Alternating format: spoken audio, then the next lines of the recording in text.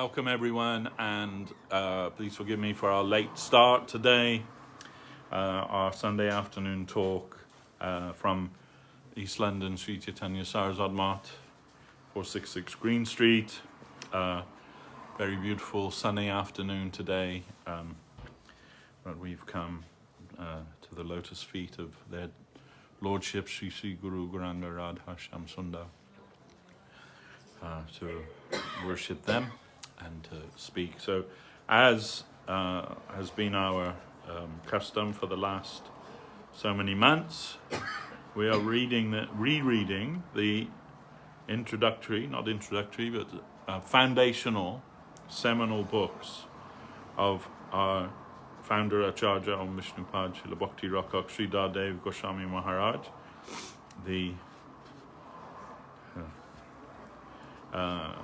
We read already Search for Sri Krishna. Now we are reading Sri Guru and His Grace. And last week we read about instructing spiritual masters. Today we will read about the land of gurus. These are all based on the talks of our Divine Master, Srila Sridhar Maharaj. Here he begins. In Srimad Bhagavatam, 11th canto, it is stated, Nihyasmad Guru Jnanam Sustiram Syat Supushkalam. One certainly cannot get complete knowledge from only one Guru. In the highest stage of devotion, we must see not only one Guru, we must see that Guru is everywhere. In the land of Krishna, all are Gurus. Our transformation should be towards that. Everything in the spiritual world, the entire environment, is our Guru, and we are servants. To enter into Vaikuntha or Goloka means that on all sides we must see Guru and pay our respects. There is gradation, of course, but all are Guru. There are different classes of Guru. All Vaishnavas are considered Gurus. If the spiritual master gives one letter to the disciple, what is contained there is infinite. The knowledge given by the spiritual master is infinite. To know and understand it fully, however, different sources are necessary. And when Guru Maharaj says, if the spiritual master gives one letter, I'm not sure if he meant like a letter in an envelope or one letter of the alphabet. But in both cases, the meaning is the same. That what's given from Guru, what's extended from Guru, that is infinite. Guru Maharaj said everything is what it is plus its potential. So he said, then who can understand, even within a grain of sand, what is the potential within that? So everything is what it is, plus its potential. And also, what is given by Sri Gurudev is dependent on his will towards the disciple, towards the recipient of that. Srila Guru Maharaj said, when he joined the mission, back in, I think it was 1926, at that time, when he first met Saraswati Thakur gave him one book, and Guru Maharaj said to him, I already got that book. You know, like he had all the books that were published by the Mott in those days. I already got that book. And then his assistant, Saraswati Thakur's assistant, said, but this is different because he is giving it to you. He wants to extend that to you from him. So it is different. It doesn't matter, you've got the book. He is giving you this book. So I remembering that, maybe in 1985 or something like that, Guru Maharaj's dear friend, he is always staying with Guru Maharaj for a few months every year. His name is Bhakti Vichar Jajavar Maharaj. And maybe I can say, maybe Guru Maharaj is like closest friend, most intimate friend of all his godbrothers. He was the last sannyas disciple of Bhaktisiddhanta Saraswati Thakur, and he was only in his 20s when he took sannyas. And Guru Maharaj said, on the night before his sannyas, he said, we found him and he was like crying. He was distressed. And Guru Maharaj said, why are you distressed? And he said, I am afraid that tomorrow I'll take sannyas, that I won't be able to keep it up the standard, you know. I'm a young man and like, I don't know. I'm afraid. Then Saraswati Thakur, he called him and he came to Saraswati Thakur and he said, you should not be afraid because you have come to take shelter of the Lord who by taking shelter of him, fear itself is afraid of him. So there's no reason to be afraid if you take shelter of him. And hearing those words, he took courage and he took sannyas. He was the last disciple of Saraswati Thakur to take sannyas from Saraswati Thakur. And Guru Maharaj is a very dear friend. Anyway, he would come like every year, spend a few months with Guru Maharaj. Or sometimes a few weeks, sometimes a few months, but always, and he was sitting with Guru Maharaj. I became quite good friends with he had a boy who was about the same age as me. His name was Ramchandra, who was like his chale, his, you know, disciple assistant. Very nice young man. Anyway, he would see me there often. Like one year he'd be there. It just coincided. We were often there at the same time. And but he couldn't speak one word of English. He can't speak any English at all. So, and one day he gave me a book. And from his own hand he gave me a book. He called me over to him, and his assistant told me, oh, he wants to give something to you. He knows you from like so many years you've been coming and like this. Then he wants to give something as a gift to you. And the book was called Path to God Realization. And it was written by, I think the devotee's name was Niskinchana, or Niskinchana Maharaj, or something like that, I forget. I already had that book. It was published by Madras Gaudiya Math, maybe. Anyway, but he gave it to me. But I'm remembering Guru Maharaj, what had occurred with him and Srila Bhaktisiddhanta Saraswati Thakur, and I accepted that, and I still keep it in a honorable place in my house. So what is extended to us by the Vaishnava, that is all grace. And if we can take it like that, then we can benefit from that. It's about the intention, right? It's the intention. Love, and you accept it with love. Yeah. That is the thing. Yes, and in the time of Srila Govinda Maharaj, many people would come to meet him and give him gifts, and sometimes those gifts were not appropriate. Like some devotees came from China.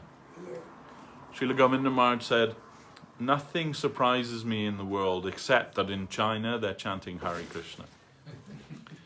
And they don't know anything about Krishna consciousness. You know, they don't even know how to cook vegetarian food or anything, you know, except maybe some things, but just like incidentally they're vegetarian. And they have a very strange mindset, the Chinese people, because they're brought up. I saw a documentary once, and they're asking these Chinese teenagers, what do you want to be when you grow up? And they couldn't understand the question. It didn't compute in their mindset, because they're not taught to have any personal ambition, only to serve the country, whatever is required of them, wherever they're posted, whatever it is, they just accept that. They don't have or they're not taught to have any personal ambition. But anyway, some preachers went there, to China, and most notably our Yudamanyu Seva Vikram. He went there as a school teacher. He got a job as a school teacher, teaching English. And all of his students, they all became devotees. All the students in his class, every one of them became a devotee, and many of them took initiation also. But two of them came to visit Govinda Maharaj, and one of them, he gave Srila Govinda Maharaj a bottle of rice wine. That was his gift to him. sake or whatever. Yeah, no, sake's Japanese, isn't it? But like the Chinese equivalent, and he gave it to Gurudev. Gurudev like put it to his head and kept it in the cupboard. But Accepted. yes, he accepted it with the spirit with which it was given. But another time, so he had like a big cupboard full of all kinds of gifts that had been given to him. Some were, some were just simple like packets of biscuits, or a jar of jam, or whatever it may be. But in his room there's this big cupboard. So some devotees came to visit him. Can't remember where they're from. In India, he has covered on here. In India, it was in India, yeah. In Navadvip. So some devotees came to visit him from America, I think. That was their first time in our mission, first time in our mott. They were from ISKCON. And one of them, Gurudev said to Bhakti Lalita, bring something from the store cupboard, So I don't know what it was. Maybe a packet of biscuits or something like that. And Gurudev, he gave that biscuits to them. And and rather than just like accepting that, like it's the grace of a Vaishnava, they said, we want you to eat one first. If you eat one first, then we'll be more happy. That's what he said. And Gurudev was like puzzled. What? Like, what do they think? Maybe they're poisoned or something, And he looked over, and then one of the devotees said, no, because they think if you eat it, then it'll be more Mahaprasadam if you eat it. So, okay. Then he just like took a small bite out of it. But actually, it isn't that which makes something Mahaprasadam. It's the intention with which it's given by the Guru or by the Vaishnava.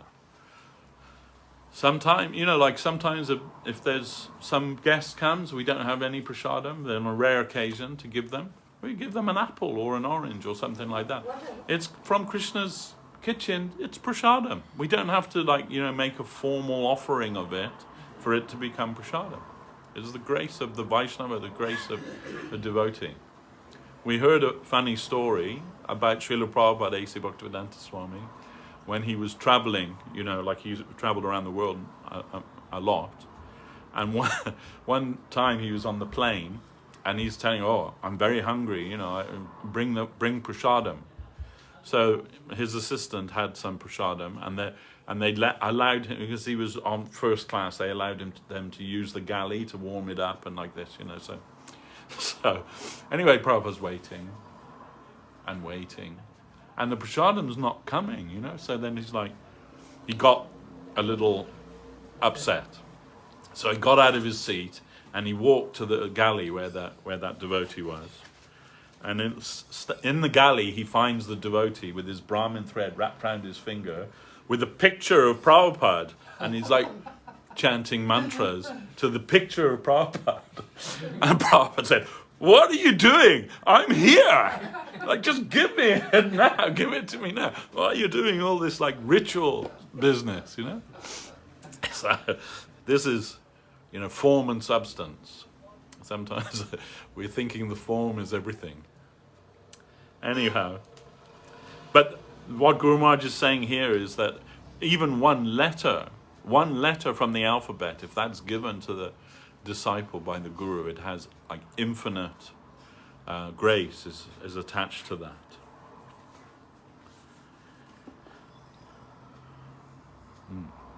In the highest position, one can read devotion to Krishna from everywhere. If we can attain the proper vision, then everything will supply inspiration towards the performance of our duties. Whenever Mahaprabhu saw a forest, he saw it as Vrindavan. Whenever he saw a river, he saw the Jamuna. Whenever he saw a hill, he saw it as Govardhan Hill. In that highest stage, wherever we cast our glance, it will remind us of our Lord. That is the duty of Guru. They will teach us, they will press us to engage ourselves in the service to Krishna. Wherever we cast our glance, Whatever we come in contact with will only excite us. Do your duty. That is Guru. Our Guru who is whoever gives us impetus for the service of Krishna, whoever helps us to look towards the center. So because every atom in Vaikuntha and Goloka will encourage us towards our duty, they are all our Gurus. Gurus will be very amply available when we can raise ourselves to a higher level. When we are in the lower stages of material conception, everything we see takes us away from the center by the out-carrying current. Whatever we see says, oh, come and enjoy me. The invitation of enjoyment is found here in the lower level, and the inspiration of renunciation is also found in a particular stage. The impersonalists who desire salvation say, whatever we find here is temporary, reject it all. But devotion is the positive side. From the side of devotion, everything will draw me towards the center, towards Krishna. And those who will help us in that way are our gurus. Guru means one who dispels the darkness of both enjoyment and renunciation.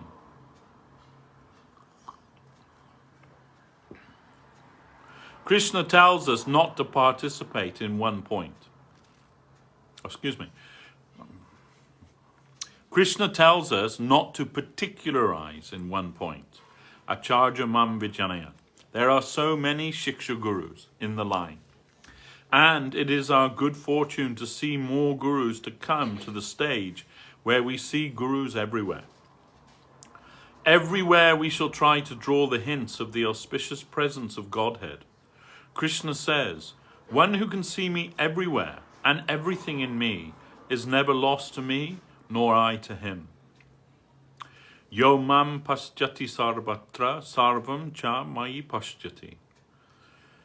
This is from Bhagavad Gita, 6th chapter of Bhagavad Gita. We shall try to see him in every medium. Then our position is safe. Not to see Guru is a dangerous position. But if we can see Guru everywhere, advising us to concentrate our energy towards the service of God, then we'll be safe. Of course, there is also a specific vision of Guru, from whom I can get the maximum immediate help. But ultimately, Krishna says, I am the Acharya, see me in him. So, this also we have to consider carefully. If we are not up to the stage where we can see Guru everywhere, then artificially to think that everywhere is my Guru may be injurious to us, because everywhere you'll find contradictory advice. Once there was a girl who she came to stay here in London. She was a disciple of Srila Govinda Maharaj, Japanese girl, and she wrote to me and said, "Oh, if I come to London, will you be my guru?" And I said, "I'm not a guru, but you are a disciple of Govinda Maharaj, but if you come to London, I'll try and help you as best as I can." So she came. And she was a nice girl, but a little, let's say, sentimental, we can say sentimental. And one day she came here and she was crying so much. I said, "What's wrong?" She said, "Oh, I have to speak to you, I have to speak to you." Okay.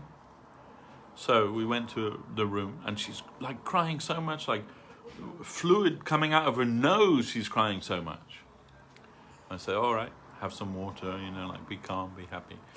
What's the problem?" And she said, "I can't understand that when Gurudev comes to me in dreams, what he tells me is completely different to what he tells me when I see him face to face.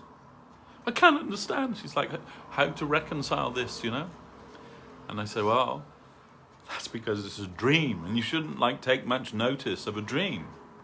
It is true that Krishna, Guru, they can speak to us through a dream if they want to, but that it's not reliable, that idea, once I dreamt about Srila Guru Maharaj. I've dreamt many times about Srila Guru Maharaj, but one time I dreamt that he was living in Greenwich Park in a tree house. There was like a big tree house in the park, and he's living up in there. And we would come every day to see him, and we would sit under the tree, and he would speak from the tree house, window of the tree house. And one day when I came, I made my obeisance to him, and he looked out the window and says, "Oh, it's Devashis Prabhu." He says, "Prabhu, which is better, Gillette or Wilkinson sword?" You know, the razor. I understand. Yeah, that was his question to me.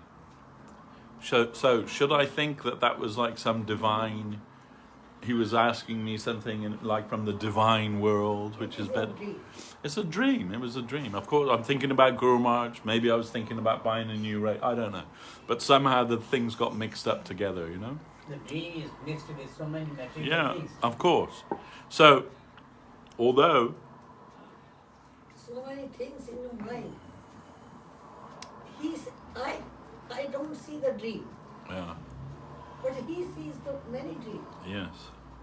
Yeah, it depends on the person. But you see, there is Chaitanya Guru, the Guru in the heart. And Chaitanya Guru can communicate with you. And Chaitanya Guru is you can say, that inner voice that brought you to Krishna consciousness, brought you to the lotus feet of your Gurudev. That voice is reliable. But can you hear it reliably? With all the interference that's going on in your mind, in the environment, in so many things. According to me, as you do some work, and you think, shall I do this one or that? And then, it is you think in the mind and you do that way, then you think that it is the boss. Yeah, but this isn't like listening to the Chaitanya Guru. This is using your reasoning and also referring to what you've been taught by your Gurudev. So my Gurudev taught me like this, then this is how I should respond to this situation. You know, you see people with these t-shirts, what would Buddha do? Have you seen those? They have a picture of the Buddha. What would Buddha do? Or another one, what would Jesus do? So, you know, what would Gurudev do? We can think like that. This is how, because Guru, yes, there is the Chaitanya Guru, but more reliable is the Mahanta Guru. That means when the Guru appears to you in front of your face as a person, delegated person of Krishna. So a Vaishnava, the Vaishnava is the more reliable. Even more than the scripture. Guru Maharaj said the Bhagavat, person Bhagavat and book Bhagavat. The person Bhagavat is more helpful to us than the book Bhagavat. If we cannot get the association of a Bhagavat devotee, we can refer to the scripture. But if the two are there, the person is more helpful to us because the book is passive and the Vaishnava is dynamic. So that means you can read the book and misunderstand. The book won't say, no, that's not right. You just read it, you misunderstand. The book won't correct you.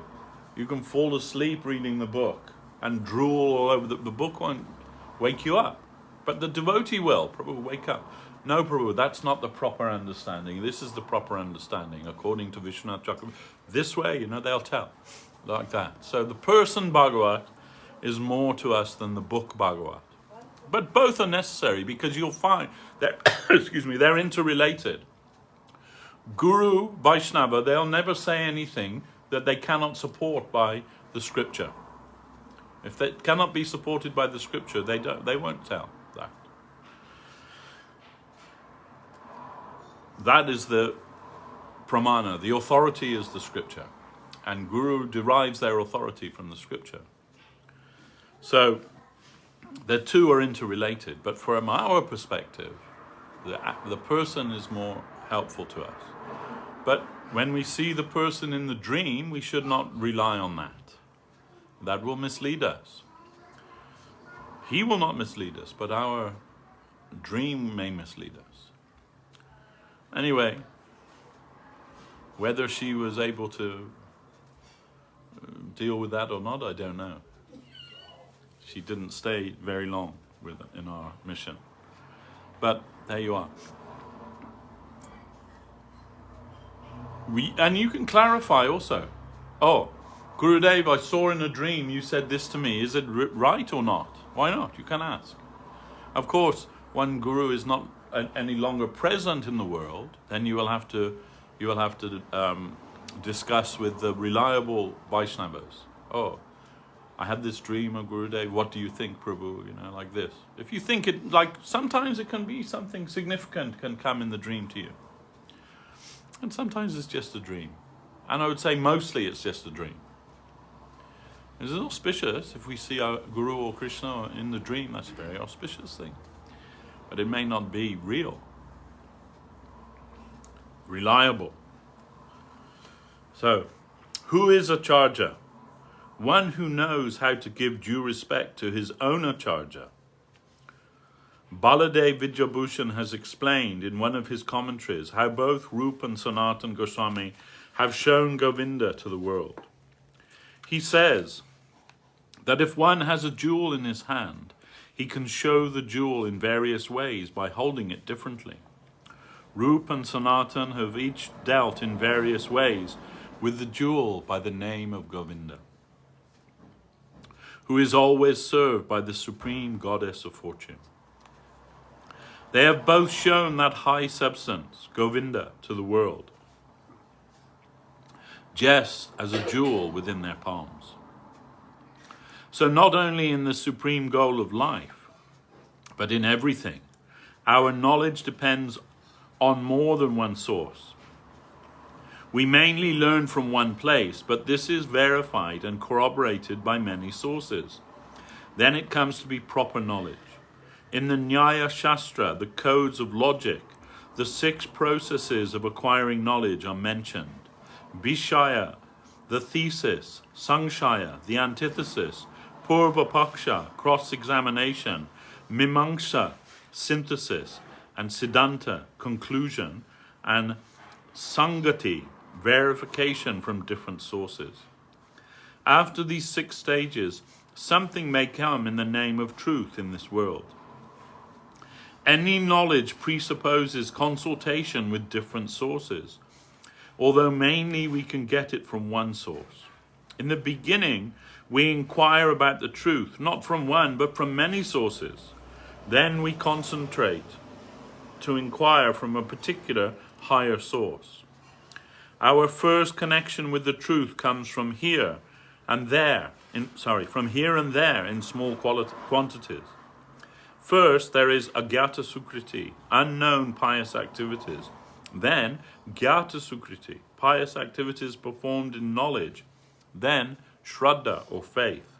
Then, sadhusanga, the company with saints.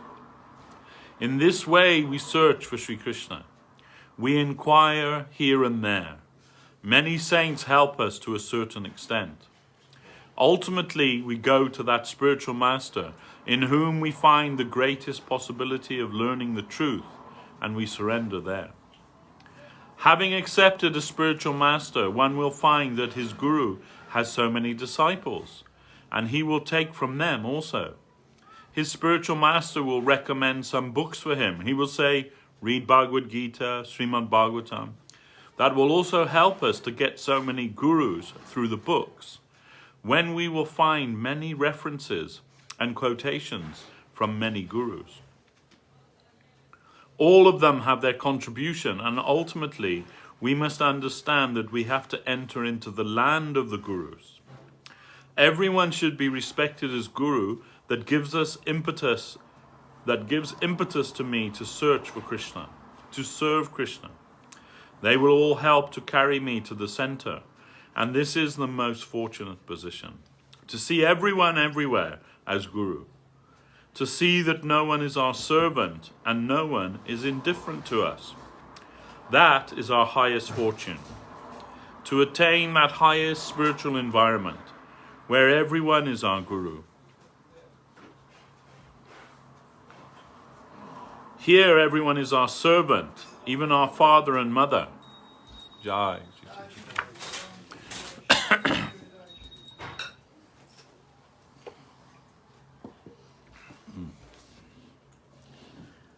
Here, everyone is our servant, even our father and mother. We want to draw something from everyone in this world of exploitation. And by renunciation, everything is eliminated. It is a deserted position. If we are to enter into the land of eternal prospect, then we must learn to see that all are Guru and we are all servants. They are all Gurus and they are all our well-wishing guardians. In that plane we shall imbibe help from everywhere. Their benediction and their grace will come from everywhere. They are all well-wishers, all guardians. They all guide us towards the highest attainment of our fortune. There cannot be any objection to that. But still there is gradation. Just as in every existence of God, there is gradation. Vasudev, Vishnu, Narayan, Dwarakesh, Mathuresh, Swayam Bhagavan, Krishna. There are so many levels. Gradation is always there according to our inner position, so we must not be afraid. Of course, there is a time when we are surrounded by an unfavorable environment, that the association of a real saint is very rare. In that stage, we may be warned not to mix with the Mayavadis, the Buddhists, the Shankarites, the Nagababas, and so many other groups of so-called sadhus, so that we may not run hither and thither only to find a guru to get any advice. To save us from such unfavorable circumstances, to protect us, we are warned. Don't try to see Guru everywhere. In a particular stage, however, when we already have a taste for the real truth, we are taken to that plane where everyone is our Guru, helping us advance towards our destination. This caution is valuable in the beginning because there are so many cheaters who want to devour us. At that stage especially, to help us proceed towards the goal, we must exclusively concentrate on our Guru, avoiding the Buddhists, Mayavadis, atheists, and all those who wear red rags in the name of sadhus. Still, in every sampradaya or religious tradition, that trick has been used. Only listen here. Stick to the words of your Guru, the advice of your Guru. Don't try to mix hither and thither, to run here and there to get advice. So many teachers are the enemies of your Guru. They are not preaching real truth. That warning is necessary in some stage. Don't try to see Guru everywhere, because in this world so many men in the dress of sadhus are going on with their lower campaign. This warning should come in that stage. This is advice of a particular stage. When we are children, our mother will say to us, don't go out into the street. You have to stay in the garden. Then you'll be safe, isn't it? Our mother tells us that. But if you're 30 years old and someone comes, no, my mother told me I have to stay in the garden. They'll think there's something seriously wrong with you, won't they? So, similarly, when we are neophyte devotee, when we are tender in our faith, let's say, then we are told, don't go outside of here. Don't hear from anyone outside of here. Some warning is given like that. But it isn't forever. It is only for a certain stage. When you're a grown man, then you can go outside of the garden and into the world and like that. So when you have some consolidated faith, some consolidated position in bhakti, then you necessarily you will go into the world. One of the or you could say classifications of a neophyte or Kanishta Adhikari devotee is that when they're in the temple, they're very devoted to Krishna. Everything, it's me, Krishna, like that. And then, but as soon as they go out the door, there's everything. Eat anything, everything, do anything, everything. No consideration.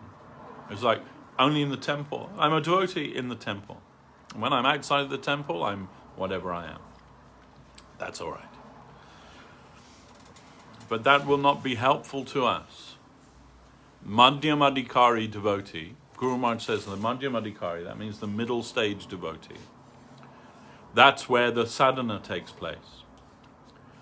That's where you have to decide what is Krishna and what is non-Krishna. The neophyte devotee, the Kanishta Adhikari, they don't have such a consideration. Yeah, everyone's good, it's all good. My devotion to Krishna, that's the best. And I'm not interested in anyone else. But Madhyamadikari, then they will have to think, how will I live my life now? As a devotee of Krishna, what will I do to live my life? How will I make my livelihood? Is it okay for me to work in the pub, work in McDonald's? Is it all right for me to work in the betting shop? Is it all right for me to, work in the brothel? Are these things okay for a devotee to do? And then in certain stages, some things may be acceptable. I have one friend, disciple of Srila Prabhupada, his name's Bhakti Das. And he told me when he was initiated, first when he got Harinam initiation, at that time he was working in a brewery making beer. That was his job. And so when he took Harinam from Prabhupada, he said to Prabhupada, should I give him my job working in the brewery? Prabhupada said, no, you have a family, you have to support them, look after them. So you continue, do that. But not you, don't drink the beer. Okay. But then when he took second initiation, the Gayatri Mantra, then Prabhupada told him, now you have to leave the brewery job. It is not acceptable for a Brahmin to work in a brewery. All right. Then he left that job, got some other job. There are other jobs available. That's not an excuse. Oh, that's the only job I can get. No, it's not. That's not an excuse. There is work you can do, honorable work, not sinful work. You don't have to do sinful work. That will make you a hypocrite. You're telling people, not to take intoxication, but you are living off intoxication industry, or you are not to do gambling, but you're working in the betting shop. Or you understand. So all these things the Madhyamadikari will have to consider this. Who will I associate with? Is it all right for me to still hang out with my mates and go to the bar with them and the football match, talk about girls and all the things that we all talk about, When I was working in the office, then some of the people I worked with, they can speak for hours about what they ate for dinner on Sunday, describing that to each other. Oh yeah, I love that, yeah. For hours they can talk about that, or the football match, or whatever it may be. So that doesn't mean then therefore I should leave my job because of that, but you modify your association. Yes, you can be friends with them, but you don't have to be down the pub with them or at the football match with them, or at the nightclub with them. You don't have to do that. And, these are all considerations from the Madhyamadikari devotee. What will I do? How will I live my life? How will I make my living? Who will I associate with? All of these things. Even, and actually very importantly, who will I marry? That's a very important question. That they should be a devotee. If I want to be a devotee, you have to marry someone who's a devotee. As a just normal, sensible thinking.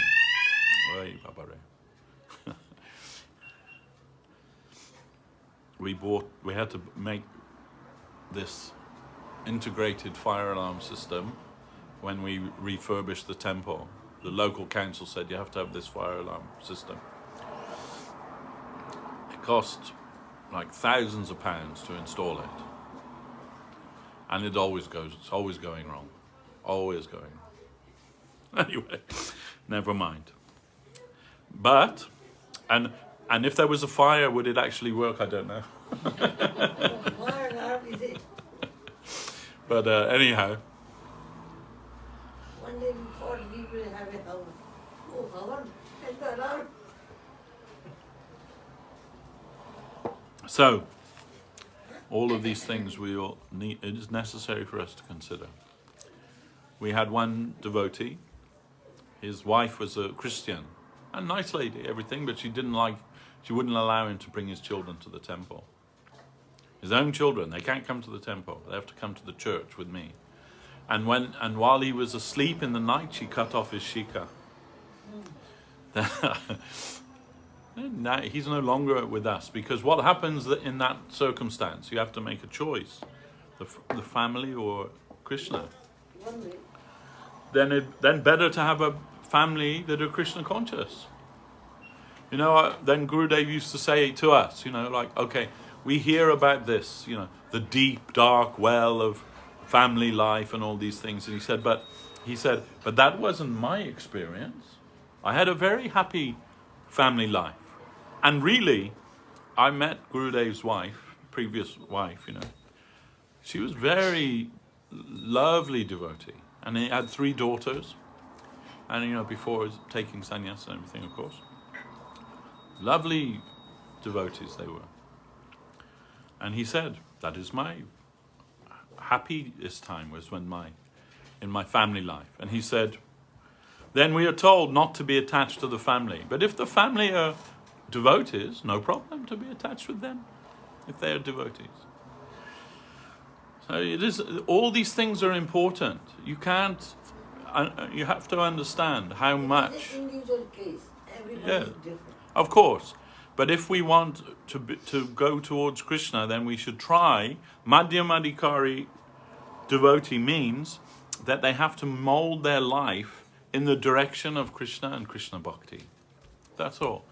And if you're lucky enough to have a partner in life that also wants to go that way with you, that's very good. That's very good.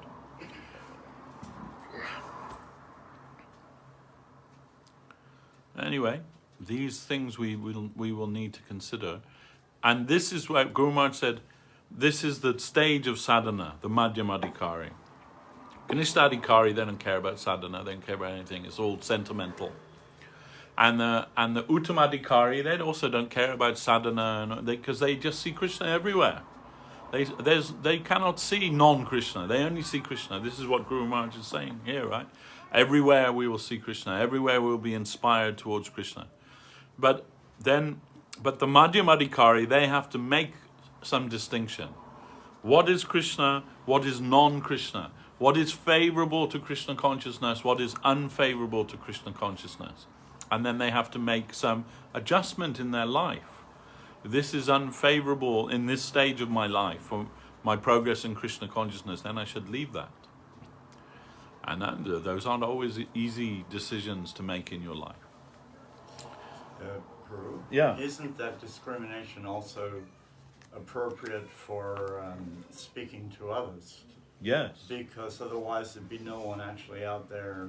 Yes, of course. Yeah. That's why the Uttamadikari devotee that comes from the spiritual world, they have to assume the role or the position of a Madhyamadikari devotee to be able to preach. Otherwise they cannot preach. It's not possible, because they can see, their vision shows them that whatever's happening is all the will of Krishna. What we might consider to be, gross Maya, it's all part of Krishna's Leela ultimately.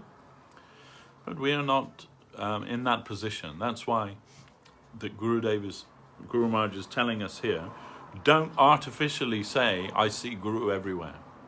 But we should have some discrimination. And that discrimination is actually one faculty that God gives us, that Krishna gives us in our life, to be discriminating. It is not like it's all one. It doesn't matter, whatever you want to do. In one sense, that's true. But from our stage, we don't accept that idea. No, it is not all roads lead to Rome. All roads clearly don't lead to Rome. Some roads take you far away from Rome, as far away as you can be from Rome. So then we have to be careful, and we need a guide how to get to Rome. and a guidebook how to get to Rome. And these things are necessary for us in our stage. And in the lower stage also, to keep up and to develop our attention and devotion towards our Guru, so much help should come from our senior godbrothers.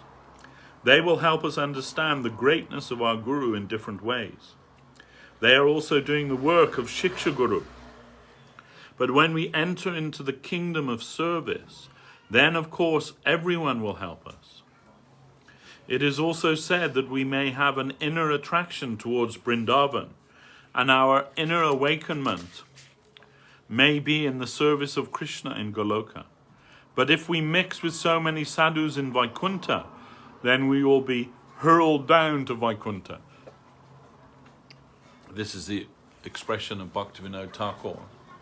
He said if you give too much attention to Vidhimarga, like the rules and regulations and that Aishvarja Gyan, or the worship of Krishna in awe and reverence of Vaikuntha, he says, then you may be hurled down to Vaikuntha. But that expression is a very dangerous expression for us. If we're, blithely just telling, yes, we don't want to be hurled down. What do you mean hurled down to Vaikuntha? Where are you? You're in Vaikuntha, or where are you? Then Lakshmi Narayan of Vaikuntha, they are always worshipable to us, of course. But the warning is given there. If you want service to Krishna in Vrindavan, then you have to go to a higher stage. That is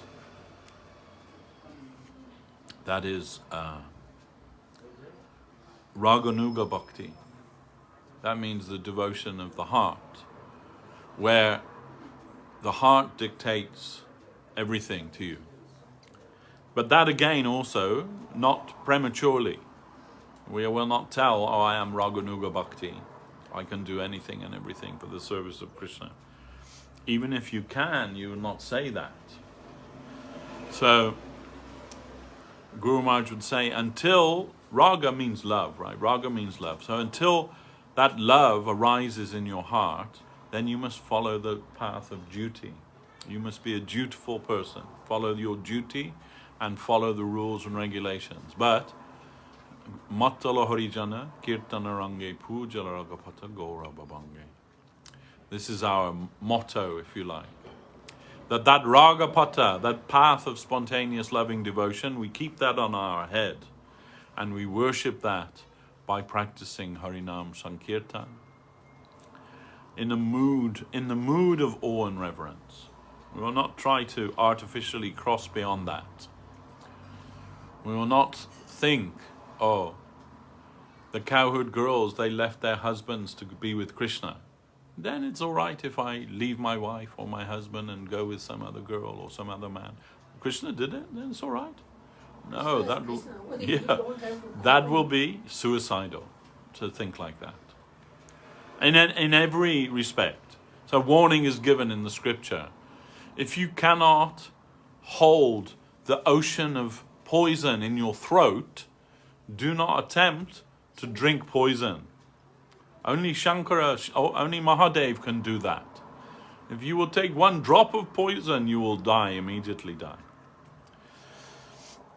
So similarly, those higher Leela of Krishna, that is, all rights reserved by him. Even we're not to contemplate that. Once somebody asked Guru Maharaj this question, I remember, and I'm repeating it only for the context.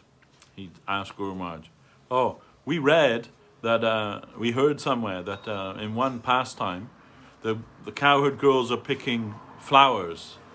And while they're picking flowers, Krishna appeared from the bushes and said, these flowers are my property. If you want to pick them, you have to pay for them, and the price is a kiss, he told.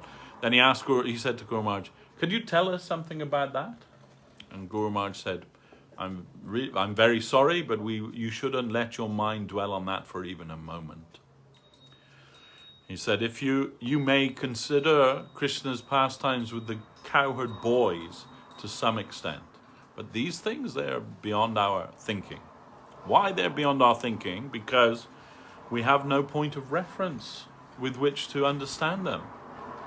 If we think about Krishna's amorous pastimes with the cowherd girls, our only point of reference is the mundane relationship between men and women in this world. That's all we know. So we're not going to understand that. We'll project our mundane idea onto that which is the highest, most holy of things. Srila Govinda Maharaj once, he said, even a goat can understand what is union, but who can understand what is separation? That is something much higher. So our mentality is like goat mentality. Then how we will understand the Leela of Krishna with our goat brain? We'll only understand goat rutting. That's what we will understand. So and to project our mundane idea onto divinity is a sin, the greatest sin. So Guru Maharaj would say, fools rush in where angels fear to tread. Then he said, then we must follow the angels and not foolishly rush in. You see, Rupa Goswami, he wrote many books, and the other Goswamis, about Krishna's Madhura Leela. Ujjvala Nilamani, Krishna Lilamrita, Vidagda Madhava, Lalita Madhava. These are books written by Rupa Goswami. And we are not to read those books. Then why? Then somebody asked Guru Maharaj, then who are they written for? If we're not to read them, then who are they written for? Guru Maharaj said, we're not atheists, that we think if we don't get everything in our fist in this lifetime, then it's all over. No. When it is, that is the wealth of our Sampradaya, these writings of Rupa Goswami and the other Goswamis. It is the wealth of our Sampradaya, but we should not be eager to hear those things when we are unqualified. So it says in the 10th canto of Sriman Bhagavatam that the only cure for the heart disease of lust is to hear about the amorous pastimes of Krishna with the cowherd girls. So that seems to be a contradiction, doesn't it? But Srila Govinda Maharaj said, but there are two caveats there. One is that you must hear from a perfect master. That's the first. And secondly, you must be perfectly qualified to hear that. And the perfect master will not tell those things to unqualified people. It's not just you go into the bookshop and they got Ujjvala Nilamani, I'll buy that. And, that's nice, that's interesting. Wow, nectar. No, it is not that. You'll just ruin your spiritual life if you read those things when you're not qualified.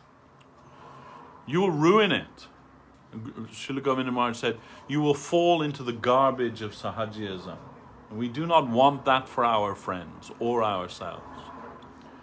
And Srila Sridhar Maharaj used to say to his godbrothers, you may be qualified to read these things, but still I say you should not. And why? Because our Guru Maharaj did not allow it. Then you even if you're qualified, you should not read those books. Because you are a disciple of Bhaktisiddhanta Saraswati Thakur, and Bhaktisiddhanta Saraswati Thakur forbid his disciples to read those books. It's very serious. It's not a game. These things are very serious. Don't go and hear the professional reciter of Srimad Bhagavatam thinking, this is very good. They're speaking Srimad Bhagavatam. 8 days they're speaking, Bhagavat Sapta, they're speaking Srimad Bhagavatam in that hall, and you only have to pay, whatever it is to go and hear it, or even it's free.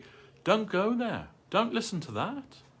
Don't watch the TV production of that. It is not religious. It is diabolical to to try to see those things. You should not do that. When once Gaur-Kishore Babaji was invited to hear one famous preacher of Srimad Bhagavatam in Vrindavan, and he doesn't want to go, but his some followers, they're insisting, oh, you must come and hear that, you hear that. So he went there, and after that man was finished speaking, then and he left that place, then Gaur-Kishore Babaji told his followers there, now bring cow dung and clean this place, purify this place. And they said, what do you mean, Gurudev? He was speaking Bhagavatam, then how can it be impure? How can that be impure? And Gaur-Kishore Babaji said, you heard Bhagavatam? I just heard taka, taka, taka. That's what I heard. Rupee, rupee, rupee. That's what I heard. So, in fact, to make a living from reciting Srimad Bhagavatam is the most sinful occupation. Better to be a butcher than to do that as your occupation. Seriously. No. It is a very serious thing. The most serious thing. It is not a game. It is not an entertainment that we'll go and be entertained by Krishna Lila. We'll go and watch it on the television and be entertained. No, no. It is not that. We are to serve the higher. It is not for our entertainment. It is not for our enjoyment. We're not to enjoy Krishna. Krishna is to enjoy us. And how he will enjoy us, Guru will help us to understand that. We are meant for him. It is not that he's there as our order supplier, that he will give us everything. He will give us everything, but that should not be our motivation. Oh Krishna, please give me everything, give me health and wealth and a cottage by the sea. Om Jai Jagadisha Hari. No. Whether you give me or don't give me, that's your business. We had one very good friend of Srila Govinda Maharaj. His name was Mr. Sanyal. And he was a businessman in Calcutta. And his business partner absconded with all the money, took the pension fund and just went with all the money. So the company, it was a big company with many employees. The police weren't just going to let that go. So they arrested Mr. Sanyal. He's the joint owner of the company, so he's liable. He's also lost everything. He didn't take the money, he didn't take the pension fund, his partner did that and disappeared. But he's responsible. So the police arrested him. And while he's awaiting the trial, he's under house arrest. He can't go anywhere outside of his house. If he goes anywhere, he has to go with a police escort. And not only with a police escort, but then he has to pay the police to take him wherever they're going. He has to pay the bill. So and he's lost everything. His family left him. He's destitute. His family left him, his children disowned him. This is like a very miserable situation. But every day, he's coming to the temple and doing service. And he has to come with 2 police officers. And he has to pay them so that he can come and do service. Then after a while, he got to know those police officers, same police officers. They got to know him, he got to know them. And one of the police officers said, can I ask you a question? He said, yeah, sure, ask me. And he said, why are you coming to the temple every day? Your life's ruined. What's Krishna ever done for you? And you're coming every day and serving here in the temple. Are you thinking that he's going to sort it all out, put it right for you? Or is that your idea, something like that? And he said, no, it's not that. I come here every day because I have love for Krishna. And I want to serve Krishna. And it's not dependent on him making my life perfect or, making my situation perfect in the world. That's just my karma. But I come to serve Krishna every day because I have some love for Krishna. Whether he considers me to give me more punishment, that's also okay. I won't stop serving Lord Krishna. And when Srila Gurudev heard that, he was very touched by that. Now this is devotion. We're not saying, Bhaktivinoda Thakur says this in one of his essays he wrote. He said, some people say that we should worship God because of all the good gifts that he gives us. He says, but that supposes that if he doesn't give us any good gifts, then we shouldn't worship him. So this isn't pure devotion. Mahaprabhu has given the acme of pure devotion. Whether you embrace me, or whether you trample me under your feet, and treat me roughly, or whether you're completely indifferent to me, still you are my worshipable Lord, birth after birth. That's just the way it is. That's just the way it is. It's not contingent on anything from his side. We are for him. Guru Maharaj used this expression, designed and destined. He said, you are, every one of you, designed and destined for him. That's why you exist. And this is actually the turning point in spiritual life, when you can understand that I am for him. Not that, like when we begin, Krishna says in Gita himself, he tells us, 4 kinds of men surrender to me, isn't it? He says, those who is impoverished, who is suffering, who is inquisitive, and who is searching for the absolute truth. These 4 kinds of men, they surrender to me. But then what? When your poverty is gone, when your suffering has gone, when your inquisitive, your inquiry has been satisfied, and when you know the absolute truth, then what? Or is it like, thanks Krishna, I'm on my way now to the next? No, of course not. What will you do now in that state? You will understand that you're meant for him. That will be your understanding. Not that he is meant for us. Not that, I want this, I want that, I want, a million things. I want my children to be successful, I want my house to be happy, I want my bank balance to be, like all of these things. And therefore we worship God. I used to work with this fellow, he was a Christian, and he used to say to me, we used to have some discussion sometimes about religion, and he would say to me, he'd say, so when we have a prayer meeting every week, and before we go into the prayer meeting, we have a pre-prayer meeting with each other. So I'll say, so Kinchan Prabhu, what do you need? And you say, well, my car isn't running very well, I could do with a new car, and my son's taking his A-levels, maybe, it would be good if he could pass the A-levels, and then you say, well, and what do you need? Well, I need this, I need that, I need that. Then they go into the prayer meeting, and he said, it is not right for us to pray for anything for ourselves. We should always only pray for others. So then I'll say, oh Lord, please give Kinchan Prabhu a new car. Please help his son to pass his A-level exams, and like that. And he'll say, please give Devashis, let him win the lottery, or whatever it is that I need. And I said to him, and is God fooled by that? He said, what do you mean? I said, well, this way you're trying to trick him, aren't you? To get what you want. You think he's fooled by that? I said, I never really thought of it in that way before. So I have a question, Guru. Yeah. Have you been praying for my new car? Yeah, for sure, yeah. It's not here yet. Oh.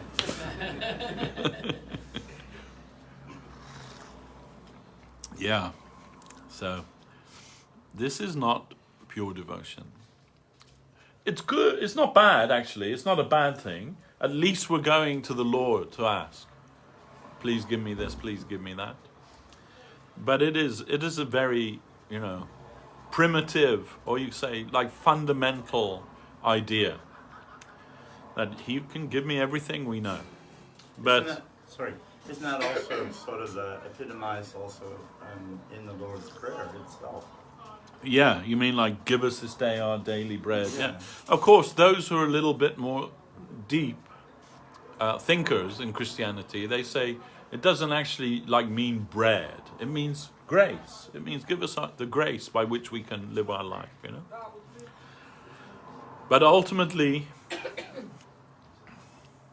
pure devotion is not contingent on anything from his side. And that is necessary for us to understand that. It's necessary for us to understand that he is the supreme autocrat. That everything is just for his whimsical pleasure. And really, he's the most whimsical of all persons. More whimsical than Narayana Vaikuntha. Narayana Vaikuntha, you have to approach in a particular way. Even Ramchandra, you can only approach him in a particular way. The Marjada Purushottama. But Krishna, he's Leela Purushottama. That means you can steal food from his plate. You can offer him what you half ate. Oh, this is so good. Krishna, you must try this. And Krishna enjoys that. He loves that. But if you offer your half-eaten samosa to Narayan, will he accept that? Or you will be punished by that. Yeah. One, the shoemaker, when he saw the things, he's needed, he sat on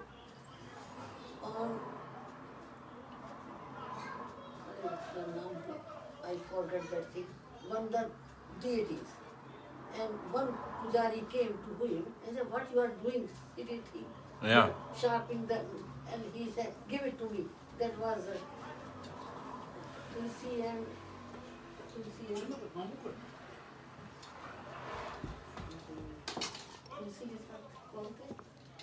Tulsi ka shadi jo hui thi. Shankachuda? No? And yes. Anyway, so he has taken his deity. He washed them with Panchamrit and this and that and put it in a nice place and he was doing it. And in the night when he slept, the deity said to him, why you brought me here? Because so give me your mercy. He is always saying, I'm too bad, you are merciful, you are merciful. Give your mercy to me, give your mercy to me. So he was happy with it. So he said, give it to him, because he is keeping me with love. And when he was sharpening his needle, it like he is scratching his back. Yes. So he has returned the deities to him. Yeah. Because he is very happy with him. Yes, there's also what we heard from Guru Maharaj, another story of the butcher using the Shalagram Shila as a weight. Yes, Shaligram Shila. Yeah. He was doing the sharpening the. So this way, he's on his weighing scales. He's putting Shalagram Shila on one side and a hunk of meat on the other side to weigh. Oh, this is this much. And then one Brahmin came and saw that. Oh, what are you doing? You do not know that is Narayan and you are putting on the filthy, next to the filthy meat? You're doing that? Let me take that Shalagram. And he took the Shalagram home. As you say, he's doing all the puja, everything. But in the night, Lord Narayan appeared to him and said, oh, why did you take me away from my swing? I was enjoying on the swing, and now you've taken me away from that. So, of course, the Lord is always transcendental. Every person's emotions are different. Which thought he has in mind, it was good. Yes. Only the Lord knows that. Only the Lord knows that. But generally we will try to follow the proper method. It doesn't matter, we will listen to all these things and we done all these things. Yes. So, just to finish this chapter. In a certain stage we should beware of bad association. So in Bhakti Rasamrita Sindhu, Rupa Goswami has said, Sajjati jasaye snigdhe sadho sangha swatobare. What sort of saintly person shall we try to mix with earnestly? Those who are in our line, who have the same high spiritual aspirations as we do, and who hold a superior position. To associate with such saintly persons will help us the most to progress towards the ultimate goal. And Guru Maharaj also said that if I find in my life that I cannot find any sadhu who's superior to me in my consideration, that he is of a higher caliber of type of devotee than myself, then we are in a very deplorable situation. We are always looking to find that association of the higher devotee. And generally, if we are thinking, oh no, I am higher than them, I am higher than him, I am higher, that means we've missed the whole thing. We have misconceived the whole thing. Because Guru Maharaj says, when you make that kind of judgment, you are saying, I have it. He doesn't have it. I have it. And who thinks they have it, they are usually very far away from it. He uses the example of Isaac Newton, that at the time when Newton was, living, those who were like his followers, they said, oh, we think you must be the most intelligent person in the whole world. You know everything. All knowledge is within you. And Newton's reply was, no, I am not the most intelligent anything, but at least I am more intelligent than you are. Because why? Because I know that there is a vast ocean of knowledge, and I am only collecting pebbles on the beach. So this is the nature of those who have some connection with the reality.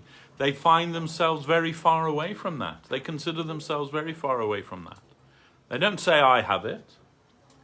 They're thinking, oh, I really don't have it. It's like, when you come in connection with the higher thing, you cannot but feel humbled by that. Even in the material world, right?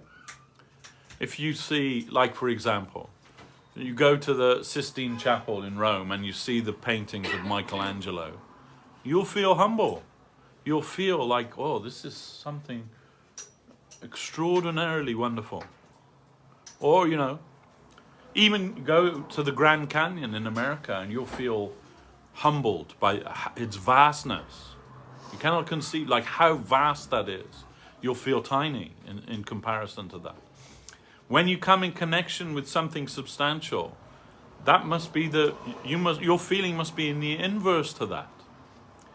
So those who say, yes, I know everything, I have all knowledge, steer away from them. And also steer away from that idea within yourself. We have nothing. And those who actually have some substantial feeling, they feel that. Acutely they feel that.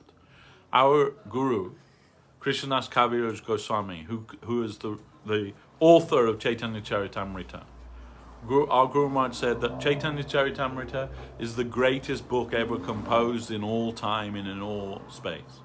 Chaitanya Charitamrita. What does the author of that say? He says, I am lower than the worm in stool. I am more fallen than Jagai and Madai. If anyone even says my name, all of their piety will run away from them, just by telling my name. Then once, Bhakti Sudhir Goswami Maharaj, he asked Guru Maharaj. So he says that, but we know he's not that. He's our, like Param Guru, we know that. Like the greatest of the Vaishnavas, Krishnadas Kaviraj Goswami. And then Guru Maharaj said, oh, you think that he's just like posing as that? No, I don't think that. He said, no, that is his like genuine feeling that he feels that. Like genuinely, we can write something and tell and give some profession to our humility because we know that we should do that that's what's expected of us. But he actually feels that. Then Goswami Maharaj's reply was, yes, Maharaj, I understand that, but what if you actually are that? What he says he is, what if you actually are that? What if you actually are lower than the worm in the stool? And Guru Maharaj said to him, oh, such feelings are coming in you. And he said, no, Maharaj, but I understand that that's my actual position. And then Guru Maharaj said, such feelings are coming in you. You see? So, it's not, yeah, we can fake it, but it isn't real. And that, when it is real, there's no denying that. You know, when you feel that.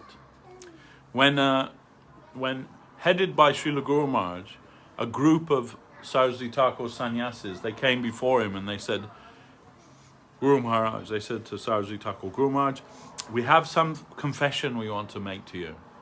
So, oh, we think it is very serious. Okay, what is that?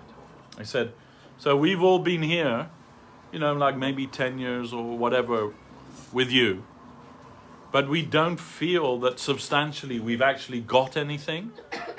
We understand everything, you know, what are your teachings, everything, but we still feel bereft of the actual thing itself, you know. And Saraswati Thakur said, oh, and is this the feeling of you all? They all like looked. Yes, it is our feeling. Genuine feeling, you feel that? Yes. Then Saraswati Thakur said, then I'm very happy. If you had all come to me and said, oh, we've got so much, you know, this, then I would have been worried. But that you genuinely feel that you're still bereft of the very thing that you're living for. But the proof is that you're still here. Why haven't you left it? You understand? This is the sour grapes, right? They're, you know, is it Aesop's Fables or maybe Panchatattva or wherever it comes from, right? The fox, he's trying to get the grapes, but the vine's too high. He can't reach them. He can't reach the grapes. So then he just says, oh, they're sour anyway. They're sour grapes. So, you know, that's what happens, right? When somebody doesn't have any genuine understanding, they say, oh yeah, that Hare Krishna, I tried that for a bit, doesn't work. I tried, it didn't work. Not for me. We hear that often, you know. Then, but even those who, you know, like after 40 years, 50 years, they're still here. They're still going. They're still trying. They know that they feel completely so far away from it. I cannot, you know, even begin to express how far away I am from that. But I don't feel there's anything else I can do. This is the only thing that's really of any value. Now this is the proof actually that they have something substantial.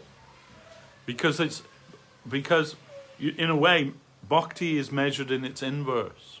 As much as you feel bereft of it, that much. It's a kind of a catch-22, you know? And you'll say, oh yeah, but that's the real devotees, but I know I haven't got anything, you know, I'm just a dog still. I was a dog when I came, I'm a dog now. That means but you're still here. Why are you still here? Oh, well, I don't know what else to do. No, because there is actually something substantial in that. Like Srila Govinda Maharaj would say to us, if this chanting Hare Krishna was just a cheating matter, I would have left it a long time ago. You know, then he said, I may not be able to do any good for you, but at least I won't do anything bad for you. So if it was some like cheating thing, I would have left it a long time ago. But I can't leave it. And the scriptures and the saints, they've all proven it to be true. Then what else are we to do? Then only some lacking in us. Then we have to correct that. Like Srila Gurudev would often say, you have to make yourself a proper receiver. That's the important thing. Make yourself a proper receiver. Allow that transcendental energy of devotion flow into you. This is the 10th offense against the holy name, is how it's worded, right, in Padma Purana, is that after hearing everything, to still not have love for Krishna. Then I asked Srila Govinda Maharaj once, isn't that all of us, Maharaj? Like, aren't we all like guilty of that? And he said, no, Prabhu, the meaning is this, is that the holy name wants to take you somewhere, but you have another idea. No, I don't want to go there. I have my own plan and program. This is the meaning. that when the Lord wants to grace us in some, we're resisting that. No, I have a better idea. That's what we're thinking. I have a better idea. I'll go this way, go that way. There's that joke, isn't it? How do you make God laugh? Tell him your plans. So, man proposes, God disposes. We don't know. And Srila Govinda Maharaj, he said, we can accept everything in Krishna consciousness. Oh yes, it's the best, it's wonderful, we love it, we accept everything of it. But we all think, but only I know how much of it I can take, or how much of it I can give myself to it. Only I know that, and I'm the judge of that. Nobody else knows that. So, but he said, but that also we have to give up. Finally, no, I don't even know that. You know that. And I'm surrendered to you, then you give me as you see fit. Now this is Sharanagati, surrender, the process of surrender, Sharanagati.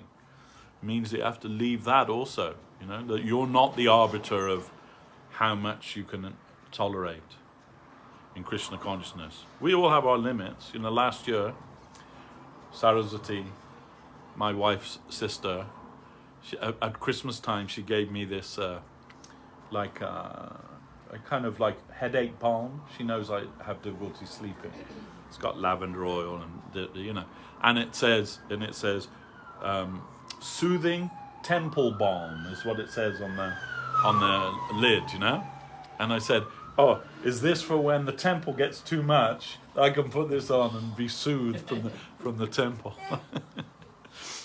So yeah, we have our limits. We're not pure devotees, Sometimes we just have to go and lie down in a dark room somewhere when it all gets on top of us. But ultimately, surrender means that I am yours, Then I don't hold back anything of myself. Not even that. Not even that right to, say no. No, I can't say no. Whatever you ask of me, I must do it. In any way possible, I must. I can't do anything else. Qualified, unqualified, good, bad, whatever it is. That's what surrender means. That I'm coming to you, warts and all. That saying, warts and all. Here I am, warts and all. Everything, all the good, all the bad, everything, I am offering that at your feet. It belongs to you. This is what we all will have to do, ultimately.